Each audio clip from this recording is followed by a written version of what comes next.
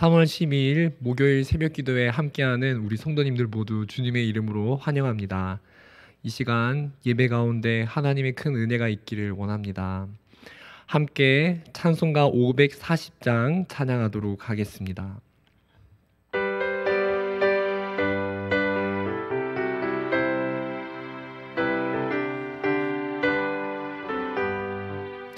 주의 음성을 내가 들으니 사랑한단 말이세. 믿는 마음으로 주께 가오니 나를 영접하소서.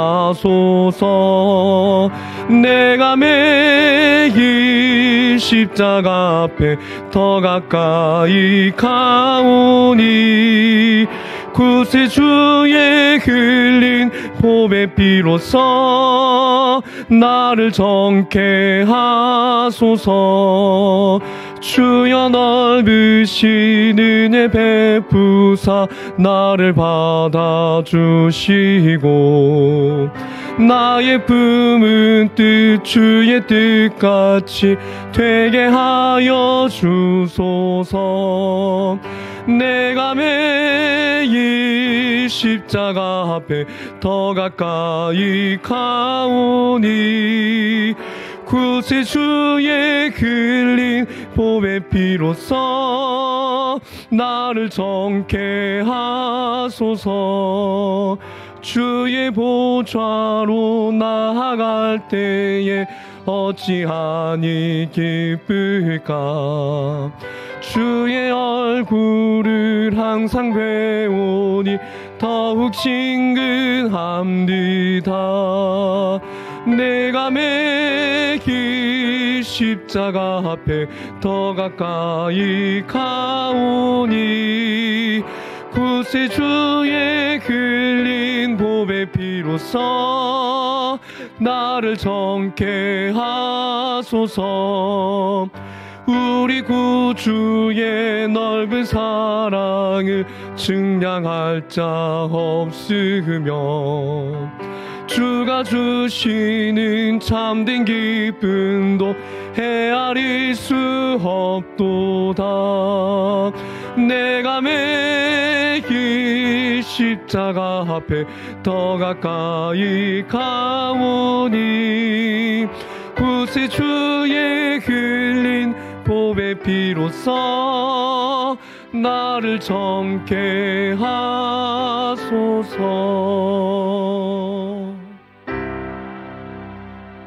아멘. 함께 기도하시겠습니다. 사랑의 주님, 이 시간 각자의 처소는 다르지만 함께 주님을 예배하게 하심을 감사드립니다. 하나님, 오늘도 우리의 호흡을 주장하시고 또 하루를 살아갈 수 있도록 이렇게 생명을 허락하심을 감사드립니다. 오늘 하루를 이렇게 예배로 문을 여는데 하나님, 우리가 이 새벽을 깨우면서 오늘 하루 주님께서 주시는 사명을 우리가 깨달아 밝히 알게 하여 주시고 우리가 오늘 하루를 말씀 가운데 어떻게 살아가야 될지를 우리가 밝히 알고 달려가는 결단하는 그런 시간이 되기를 원합니다. 주님, 우리 모두에게 찾아와 주셔서 한량없는 주님의 사랑과 은혜를 알게 하여 주시고 우리가 그 사랑으로 인하여서 부욕해 되는 그런 시간이 되게 하여 주시옵소서. 하나님, 우리나라뿐만 아니라 전 세계가 코로나로 인하여서 많은 고난과 재난을 당하고 있습니다. 하나님, 이 시기 가운데 마음이 공고하고 심령이 상한 모두를 하나님 복음으로 위로하여 주시기를 원합니다. 하나님, 이것이 기회가 되어서 마음이 공고한 자들에게 복음이 힘있게 역사하기를 원합니다. 주님, 이 모든 시기에 주님의 긍휼로 역사하여 주셔서 많은 이들 가운데 주님의 참된 위로가 전해지게 하여 주시옵소서. 주님, 우리 교회를 위해 기도합니다. 코로나로 인하여서 많은 사역이 잠시 멈춘 가운데 있습니다. 주님, 하지만 이 모든 것이 주님의 뜻인 줄 우리가 믿고 고백합니다. 이 시기 가운데 우리에게 원하시는 뜻이 무엇인지 우리가 깊이 잘 생각하고 주님의 뜻을 발견할 수 있게 하여 주시기를 원합니다. 그래서 이 코로나가 지나갔을 때에 정말로 한 걸음 더 성장하고 성숙한 그런 우리 교회가 되게 하여 주시옵소서. 주님 말씀 듣기를 원합니다. 성령께서 말씀을 조명하여 주셔서 깨닫는 은혜가 우리 심령에 있게 해주시고 우리가 변화를 받아 살 수 있도록 역사하여 주시옵소서. 감사드리며 이 모든 말씀을 예수님 이름으로 기도드립니다. 아멘. 오늘 함께 나눌 하나님의 말씀은 마태복음 21장 12절에서 22절까지 말씀입니다. 마태복음 21장 12절에서 22절까지 말씀입니다. 하나님 말씀을 봉독해 드리겠습니다.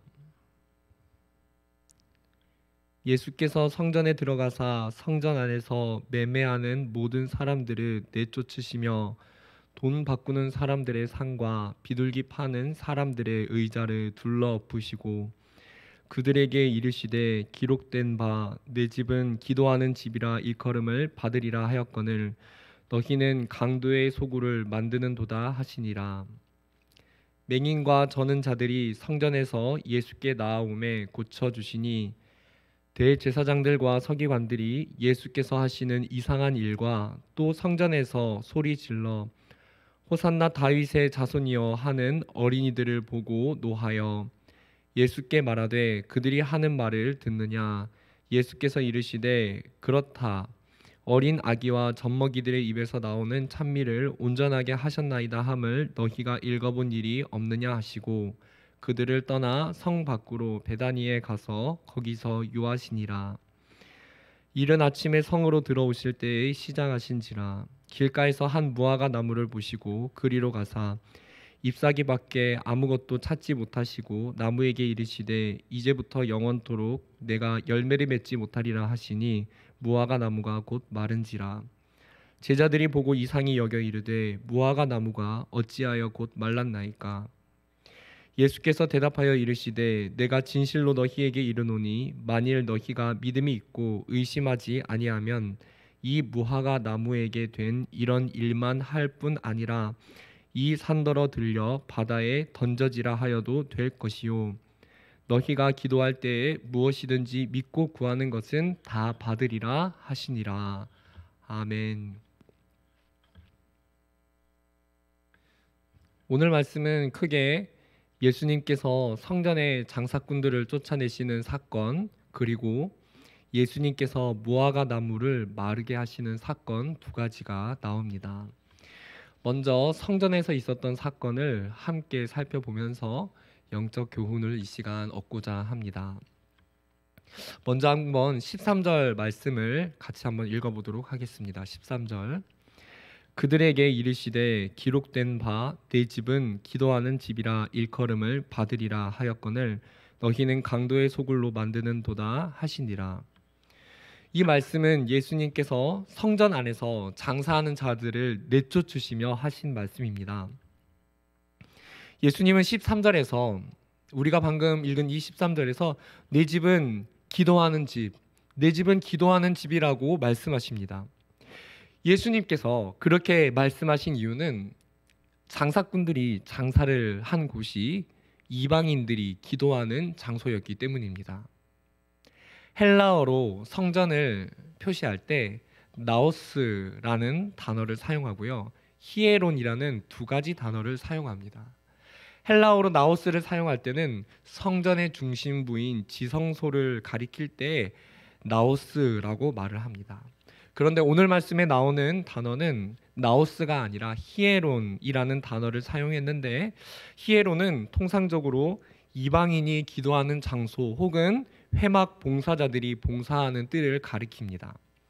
오늘 말씀에서 가축을 팔았다고 합니다. 이것은 회막 봉사자들의 뜰은 분명히 아닙니다. 왜냐하면은 만약 가축을 봉사자들의 뜰에서 판매한다면 제사 진행에 방해가 되기 때문입니다. 그러므로 이 가축이 판매된 장소는 이방인들이 기도하는 장소였음이 분명합니다. 사랑하는 성도님들, 그런데 왜 이런 일이 일어났을까요? 오늘 말씀에는 가축 중에 비둘기만 말하고 있지만 요한복음 2장을 보면은 소와 양도 있었다고 말을 합니다. 한번 상상해 보시기 바랍니다. 아무리 이방인의 뜰이라고 해도, 이방인이 기도하는 장소라고 해도 그곳은 엄연히 성전입니다. 성전을 소중하게 여기는 유대인들이 가축이 성전 안에 들어오게 되면은 짐승의 배설물도 막 어지럽혀지고 성전이 훼손될 수 있는데, 어떻게 성전 안에서 가축을 판매할 수 있게 했을까요? 성전을 소중히 여기는 유대인들이 이렇게 했다는 것은 참 주목해 볼 만합니다. 주후 30년경에 대제사장이었던 가야바와 사내들인 공회 사이에는 알력 다툼이 있었습니다. 가야바와 사내들인 공회 사이에 이 알력 다툼이 있을 때 공회로 모이는 장소가 성전에서 시장으로 바뀌게 됩니다. 그러니까 가야바가 볼 때는 사내들인 공회와 알력 다툼이 있는데 시장에서 사내들인 공회를 도와주었다 생각하게 되면서 그 사람들을 싫어하게 된 것입니다. 대제사장 가야바는 이 일 때문에 그 자리를 내어준 하누스 상인들을 보복하려고 합니다. 즉, 이 알력 다툼에서 시작된 그 결과로 하누스 상인들이 경쟁하는 그 상인들에게 성전 구역 안에서 가축 우리를 짓도록 허락하는 결과를 가져오게 된 것이지요. 즉, 바로 이 알력 다툼 때문에 성전 안에 가축 우리가 들어오게 된 것입니다. 성전을 그렇게 중요하게 생각하지만 알력 다툼이 일어나면 이런 일이 일어날 수도 있다는 것입니다. 이방인들이 기도하게 해야 하는 일이 정말 중요한데 그것보다도 자신의 이 알력 다툼에 눈이 먼 대제사장과 사내들인 공회는 정말로 성전에서 해야 할 본질을 놓치고 만 것입니다. 우리는 여기서 한 가지 영적인 교훈을 생각하고 우리 마음에 새기게 되지요. 교회 안에서 알력 다툼이 일어나게 되면은 그로 인해 교회가 정말로 수행해야 하는 본질적인 일을 놓칠 수 있다는 것입니다. 그리고 그렇게 되면은 세상적이고 세속적인 가치관을 교회 안에 들여올 수 있다는 것을 오늘 보여줍니다. 예수님께서는 오늘 말씀에 이 성전을 강도의 소굴로 만들었다고 책망하십니다. 사랑하는 성도님들, 오늘 우리는 교회 안에서 나도 모르게 진짜 해야 하는 영적인 일이 아니라 혹시나 우리 함께 돌아보기를 원합니다. 내가 누군가와 알력 다툼을 한 일이 있진 않았는지, 내가 높아지기 위해 그러다 보니까 정말 해야 하는 영적인 일, 내가 집중해야 되는 일이 아니라 다른 것에 내 마음이 집중한 일들이 있었진 않았는지 우리 자신을 함께 돌아보기를 원합니다. 사랑하는 성도님들, 지금 교회가 회집을 안 하고 있는데요. 이 기간 동안 우리 자신이 말씀 안에서 정화되고 준비되는 그런 시간이 되기를 원합니다. 교회는 분명히 하나님을 사랑하고 예배하는 곳이고 서로 사랑하고 나 외에 또 다른 이들이 하나님을 찾고 만나도록 해야 하는 곳입니다. 그런데 만약에 내가 교회 안에서 누군가와 자기 자랑을 하고 알력 다툼을 해서 그래서 진짜 중요한 예배에 집중하지 못하거나 사람을 섬기는 일을 놓치거나 다른 영적인 일에 방해를 받고 놓쳐서는 안 되겠지요. 교회라는 곳은 자기가 얼마나 뛰어나거나 자기의 능력을 자랑하는 곳이 아닙니다. 그렇게 하다 보면은 알력 다툼이 일어나고요. 교회의 본질을 잃어버리게 되는 것이지요. 그리고 결국에 세상의 가치관에 나의 영혼과 교회의 자리를 내어주게 되는 것입니다. 함께 예배드리는 성도님들, 혹시 내가 우위를 점하고자 큰 소리를 냈었던 일이 있었거나 마음에 조금이라도 걸림이 되는 그런 부분이 있다면은 성도님들, 오늘 말씀을 마치고 함께 우리 회개기도 하기를 원합니다. 예수님은 자신을 낮추시고 이 땅으로 오셨습니다. 우리는 나를 사랑하신 그분을 묵상함으로, 오늘 다시 생각하며 기도함으로 우리를 낮출 수 있습니다. 예수님처럼 우리 자신을 낮추고 불필요한 자기 자랑을 삼가 나 자신과 교회가 정말로 해야 하는 일들을 놓치지 않고 함께 집중하기를 원합니다. 이어서 한 가지 영적 교훈을 더 살펴보면서 말씀을 정리하고자 합니다. 예수님은 오늘 말씀에서 무화과 나무를 마르게 하시면서 기도의 권세에 대해서 말씀하셨습니다. 우리 19절 말씀을 함께 읽어보도록 하겠습니다. 19절. 길가에서 한 무화과 나무를 보시고 그리로 가사 잎사귀 밖에 아무것도 찾지 못하시고 나무에게 이르시되 이제부터 영원토록 내가 열매를 맺지 못하리라 하시니 무화과 나무가 곧 마른지라. 오늘 이 말씀을 좀 의아하게 생각하실 수 있습니다. 무화과 마르는 것과 기도의 권세가 무슨 상관이 있을까? 그렇게 생각하실 수가 있습니다. 그러니까 오늘 말씀을 이해하기 위해서는 마가복음 11장을 같이 해석을 해야 됩니다.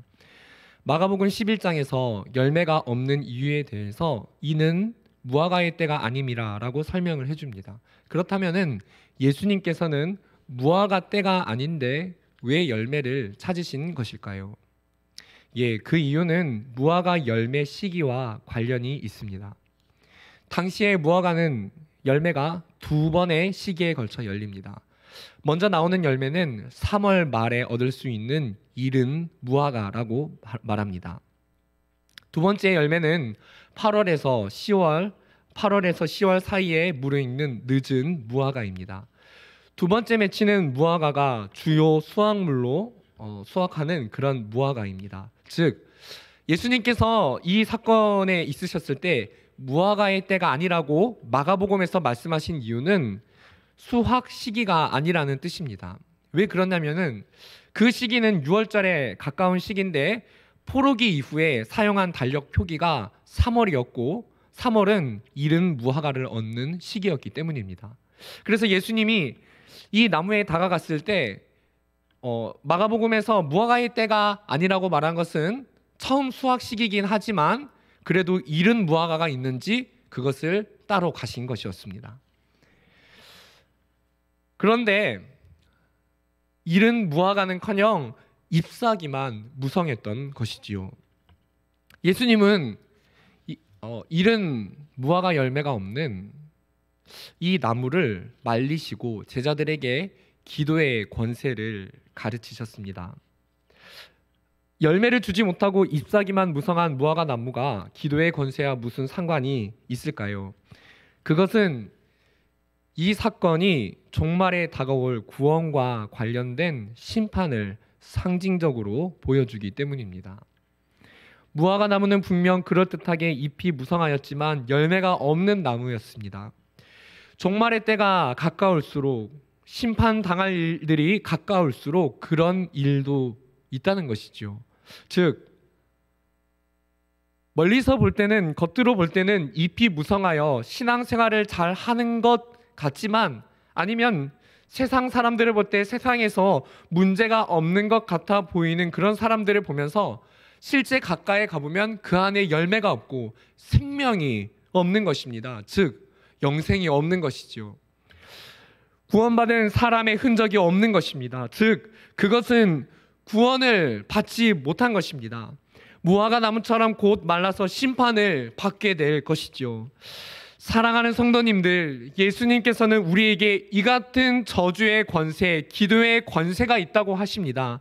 이런 무화과 나무가 마르게 하는 그와 같은 기도의 권세, 저주의 권세가 있다고 하시지요. 왜입니까? 그것은 복음을 믿는 우리들의 입과 삶을 통해 복음이 선포되고 복음을 위해서 기적을 행한 능력이 우리의 삶을 통해 나타나도록 그 권세를 주셨기 때문입니다. 그래서 우리가 복음을 전할 때 그 복음을 받는 사람은 영생을 얻기도 하고, 그 복음을 거부하면은 영생을 얻지 못하고 심판을 받을 수도 있다는 것이지요. 그래서 복음의 권세가 우리에게 있다는 것입니다. 사랑하는 성도님들, 우리는 코로나와 같이 이런 시기에 부분적인 종말을 느끼든 아니면 정말 이런 시기를 통해 최종적인 종말을 느끼든 우리는 종말의 시기를 함께 바라보면서 우리가 믿는 이 복음의 권세를 사용할 수 있어야 될 것입니다. 사랑하는 성도님들, 내가 전하는 복음에 그런 권세가 있음을 믿으시고 내가 하는 복음을 위해 하는 기도에 그런 능력이 따라온다는 사실을 믿으시기를 바랍니다. 우리는 복음의 권세와 기도의 능력을 가진 자들입니다. 이 권세와 능력을 잘 사용하여 코로나 시기에도 주변의 복음을 잘 전하고 이 시기가 지나간 후에도 하나님께 쓰임받는 그런 권세를 사용하시는 성도님들이 다 되시기를 주님 이름으로 축원드립니다. 함께 주기도문으로 기도하신 후에 우리 각자 처소에서 말씀을 놓고 함께 기도하시겠습니다. 함께 주기도문 하겠습니다. 하늘에 계신 우리 아버지여, 이름이 거룩히 여김을 받으시오며 나라가 임하시오며 뜻이 하늘에서 이루어진 것 같이 땅에서도 이루어지이다. 오늘 우리에게 일용할 양식을 주시옵고 우리가 우리에게 죄 지은 자를 사하여 준 것 같이 우리 죄를 사하여 주시옵고 우리를 시험에 들게 하지 마시옵고 다만 악에서 구하시옵소서. 나라와 권세와 영광이 아버지께 영원히 있사옵나이다. 아멘.